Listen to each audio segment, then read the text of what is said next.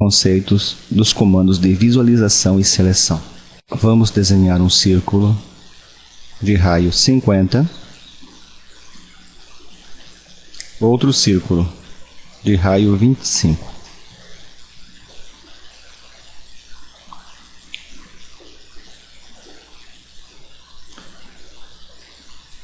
O primeiro comando auxiliar para visualização é o comando pan real time. Ele é representado na área gráfica pelo ícone onde está desenhado uma pequena mão e um cursor. Vamos explicar como ele funciona. Clico no ícone, com o botão esquerdo do mouse, clico sobre o desenho e seguro o botão apertado. E posiciono o desenho aonde me for favorável.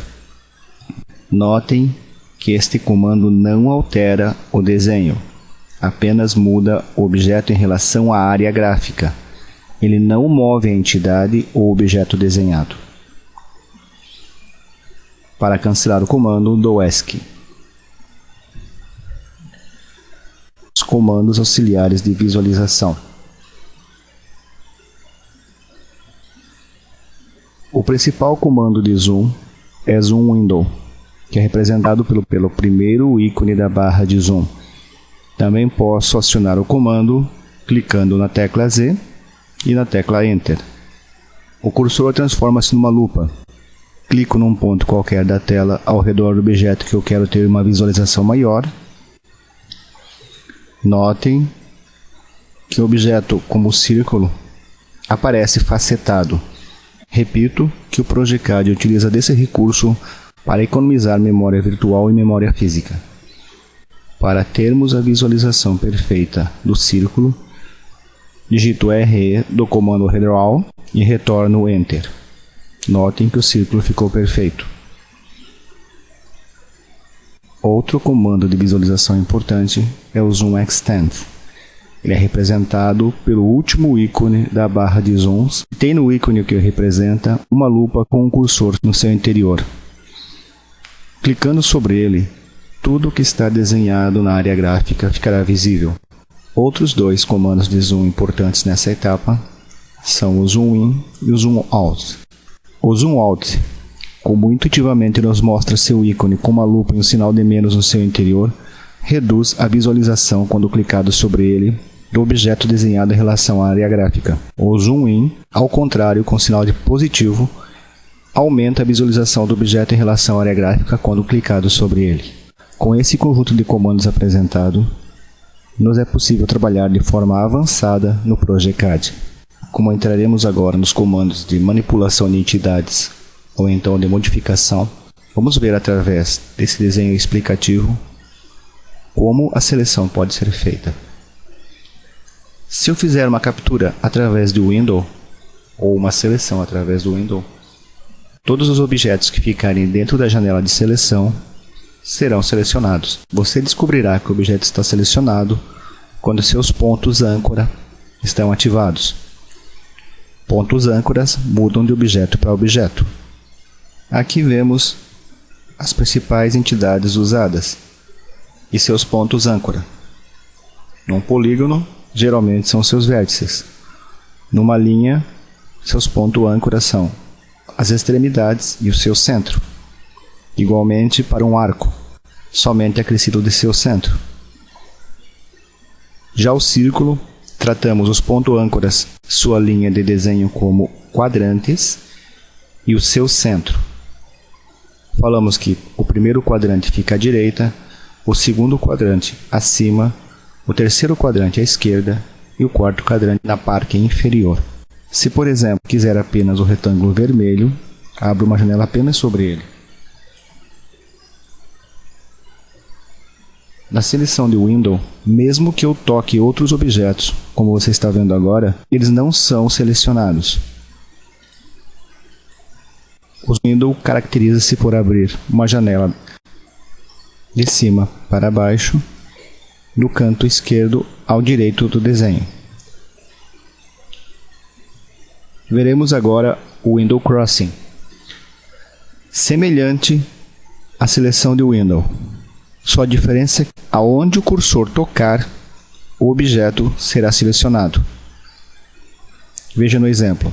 Se eu quero selecionar este quadrado vermelho na parte inferior, mas durante a seleção a minha janela toca em outros quadrados, eles também são selecionados. Diferente do window normal. Mesmo que minha janela toque em outros elementos, somente será selecionado o objeto que estiver 100% no seu interior. Podemos dizer que as diferenças básicas são essas. O window parte de cima para baixo, da esquerda para a direita, e as linhas da janela de seleção são cheias. O Windows Crossing parte de baixo para cima, da direita para a esquerda, e as linhas de seleção são tracejadas. Com muito treino, será fácil verificar qual comando deve ser usado. Outra forma de seleção muito usada é a Fence. Quando o ProjeCAD nos solicitar a seleção do objeto, você deverá digitar F, que é o atalho para a Fence. Note que o prompt de comando nos pede o primeiro ponto da Fence. Clico num ponto imaginário qualquer, uma linha tracejada aparece. Clico no ponto desejado 2, no 3, e dou ESC para finalizar o comando. Notem que onde passou a linha, o objeto foi selecionado. Ou melhor dizendo, onde a Fence percorreu o caminho, está selecionado o objeto. Os demais comandos de seleção serão vistos no módulo avançado. Vamos ver agora os objetos auxiliares na construção de um desenho. Um recurso muito importante nos softwares de CAD são os menus de Snap, ou Object Snap. Este nome é dado ao menu de comando de precisão do ProjeCAD, que são comandos que reconhecem pontos importantes das entidades que são trabalhadas, qualquer que sejam elas. Para ativar o menu de Snap, basta clicar na tecla Shift do teclado e no botão direito do mouse. Notem que aparecerá o menu de Snap. Outra forma, também conhecida, é utilizar a barra de ferramentas do Object Snap. Para acioná-la, basta clicar com o botão direito do mouse sobre qualquer ícone e ativá-la no menu pull-down de seleção de barras.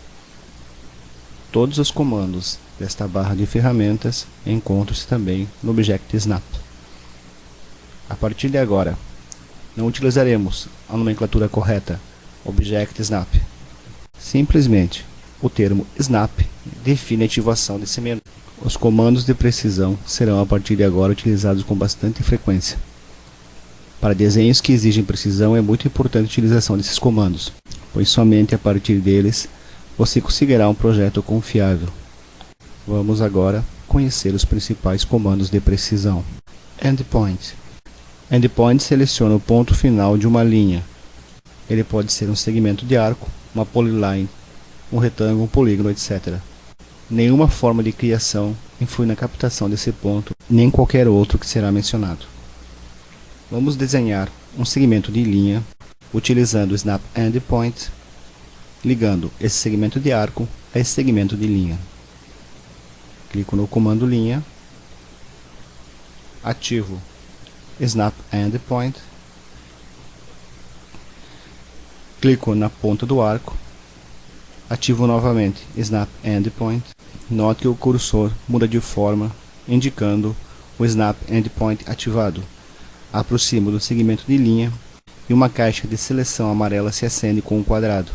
Este quadrado indica que o Snap Endpoint está ativado. Dou ESC para cancelar o comando. Da mesma forma, faremos Endpoint, só que esta vez utilizando a barra de ferramentas. Clico no endpoint da barra de ferramentas e o botão fica ativado. Clico na ponta do arco, o botão se desativa. Ativo novamente para selecionar o endpoint da linha.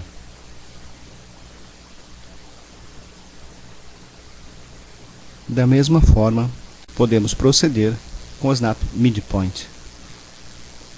Clico no comando linha, clico no comando Snap Midpoint e ele seleciona o ponto mediano do arco. Ativo agora pelo teclado Midpoint, que também poderia ser ativado pela barra de ferramentas, e ele seleciona o ponto mediano do segmento de linha. O comando intersecção serve para referenciar o cruzamento de duas entidades. Por exemplo, se eu quero fazer um círculo na intersecção desses dois segmentos de linha, clico em círculo, clico em intersecção. Notem que um X amarelo acender-se-á. Ele indica que nós estamos selecionando uma intersecção de qualquer tipo de entidade. Clico nessa intersecção e manipulo a entidade círculo. Vou posicionar essa barra de snap no lugar mais favorável, onde ela fique com todos os comandos visíveis.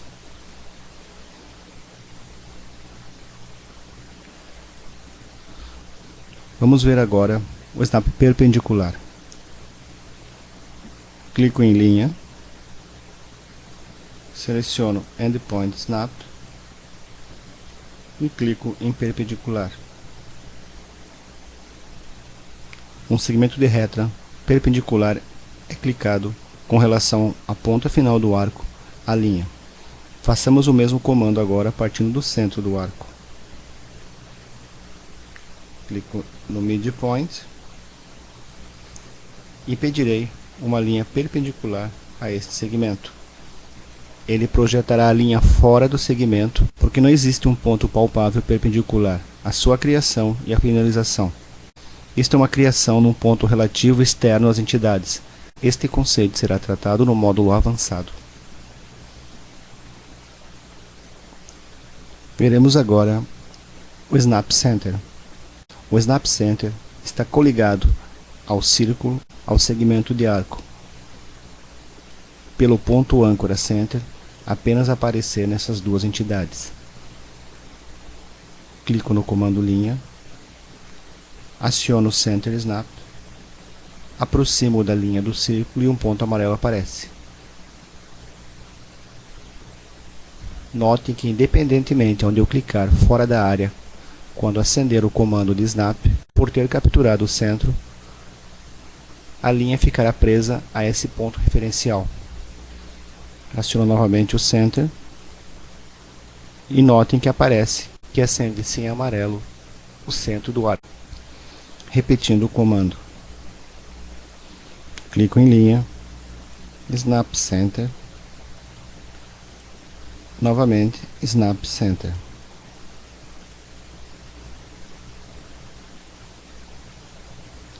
Outra precisão atribuída somente a arcos e círculos é o Snap Tangente. Clico em linha para aprender a utilizá-lo. Clico em Endpoint do segmento de linha e ativo o Tangent Snap. Notem que acende-se um círculo com uma linha, referindo-se ao comando tangente. Clico próximo ao elemento aceso e uma linha é criada tangencialmente a esse círculo. O mesmo pode ser feito com duas entidades semelhantes. Por exemplo, aciono linha, aciono Tangente Snap, clico no círculo, aciono novamente Tangente Snap e clico no arco. Uma linha tangencial é criada entre as duas entidades.